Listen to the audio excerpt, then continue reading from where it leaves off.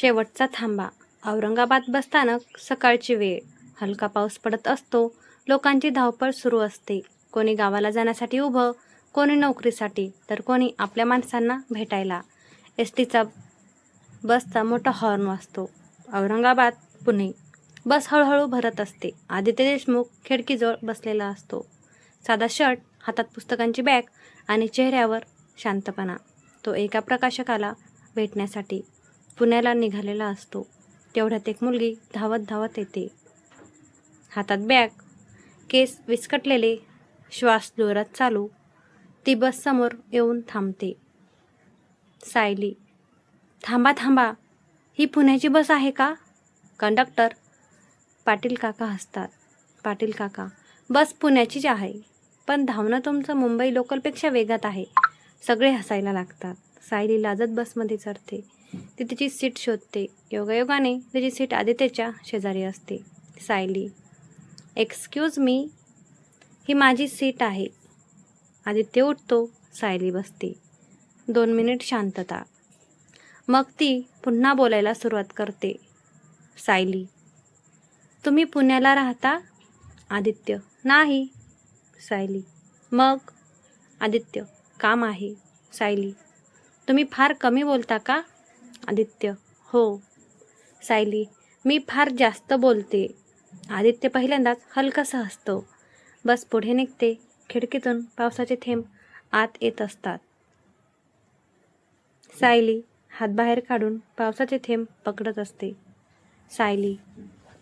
मला पाऊस खूप आवडतो. आदित्य. का? सायली. पावसात सगळं खरं वाटतं. आदित्य तिच्याकडे शांतपणे पाहत राहतो. काही वेळाने बस एका ढाब्यावर थांबते. सगळे खाली उतरतात. सायली मोबाईलवर बोलत चालत असते. अचानक तिचा मोबाईल हातातून निसटून पाण्यात पडतो. सायली. अरे देवा. आदित्य पटकन मोबाईल उचलतो. रुमालाने पुसतो. सायली. थँक्यू. आज तुम्ही नसता तर माझं आयुष्य बंद पडलं असतं. आदित्य. मोबाईल म्हणजे आयुष्य? सायली. आजकाल हो. दोघे चहा घेऊन बाजूला उभे राहतात. सायली. तुमचं नाव? आदित्य. आदित्य. सायली. मी सायली. पहिल्यांदाच दोघे व्यवस्थित बोलायला लागतात. सायली तिला रेडिओ जॉकी व्हायचं स्वप्न आहे हे सांगते. सायली. मला लोकांच्या आयुष्यात आवाजातून आनंद द्यायचा आहे. आदित्य तिचं बोलणं शांतपणे ऐकत असतो. त्याला तिचा उत्साह आवडायला लागतो. रात्र होते. बस घाटातून जात असते. जोरदार पाऊस सुरू असतो. अचानक बस थांबते. रस्ता घसरडा झालेला असतो. प्रवाशांमध्ये गोंधळ उडतो. सायली घाबरते. बस थोडी हलते. ती नकळत आदित्यचा हात पकडते. सायली. मला भीती वाटते. आदित्य. काही होणार नाही. दोघांच्या नजरा एकमेकांना भिडतात. त्या क्षणी पहिल्यांदा दोघांनाही काहीतरी वेगळं जाणवतं. बस पुन्हा सुरू होते. लाईट्स बंद होतात. बहुतेक प्रवासी झोपलेले असतात. सायली हळू आवाजात विचारते. सायली. तुम्ही कधी प्रेम केले? आदित्य काही क्षण शांत राहतो. आदित्य. वेळच मिळाला नाही. सायली. किंवा योग्य व्यक्ती भेटली नाही. आदित्य तिच्याकडे पाहतो. त्याच्याकडे उत्तर नसतं. पहाट होते. बस पुण्यात पोहोचते. दोघांनाही उतरायचं असतं. क्षणभर दोघे शांत उभे राहतात. सायली एका कागदावर नंबर लिहून देते. सायली. कधी शांत बसायचा कंटाळा आला तर फोन करा. आदित्य हलकासा हसतो. दोघे वेगळ्या दिशेने निघून जातात. पण दोघांच्या चेहऱ्यावर एकच प्रश्न असतो. ही भेट इथेच संपली का? 2 दिवसांनी रात्री. आदित्य बराच वेळ नंबरकडे पाहत बसलेला असतो. शेवटी तो फोन करतो. सायली लगेच उचलते. सायली. मला वाटलं तुम्ही कधी फोनच करणार नाही. आदित्य. मलाही.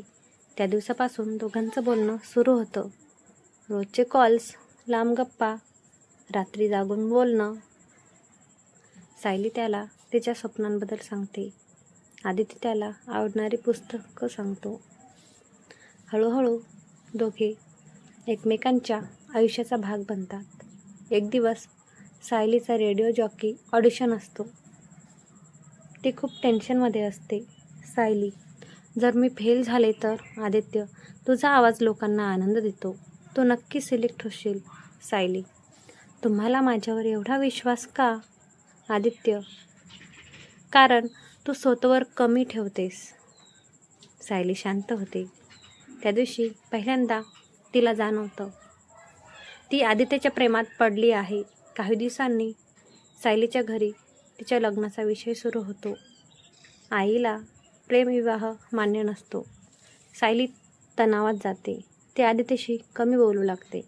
आदित्यला वाटतं की त्याच्यापासून दूर जात आहे. तोही शांत होतो.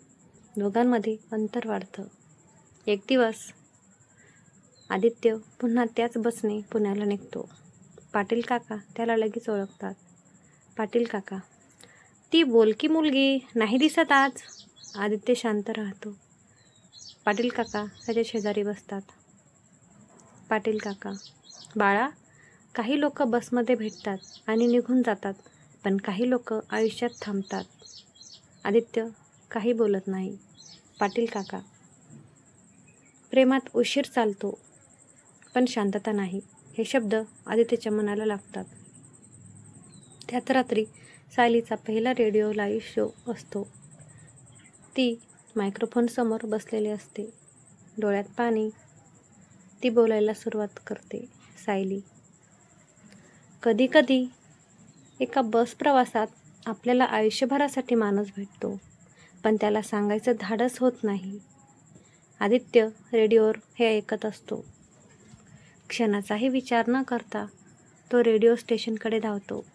बाहेर जोरदार पाऊस पडत असतो. तो पूर्ण भिजलेला स्टेशनसमोर पोहोचतो. सायली बाहेर येते. ती त्याला पाहून थांबते.